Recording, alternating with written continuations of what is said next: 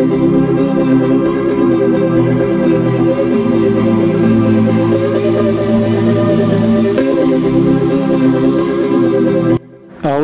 मिनश्शैतानिर्रजीम बिस्मिल्लाहिर्रहमानिर्रहीम अस्सलामु अलैकुम रहमतुल्लाहि व बरकातुहू। मैं हूँ आपका मेज़बान मलिक मोहम्मद अंसर और आप देख रहे हैं वायरल डेरा टीवी।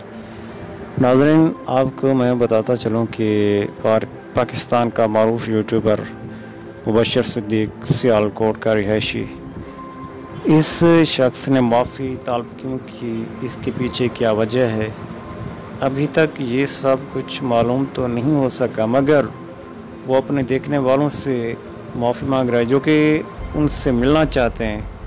उनसे मुबशर सिद्दीक़ माफ़ी मांग रहा है। वो कहता है कि मुझे मेरे घर में या तो मेरे गांव में ना मिला जाए, यानी कि जो लोग भी उनसे मिलना चाहते हैं या तो उनसे मिलते होंगे, उन्हें ज़रूर तंग करते होंगे या तो कोई ना कोई मसला ज़रूर होता होगा।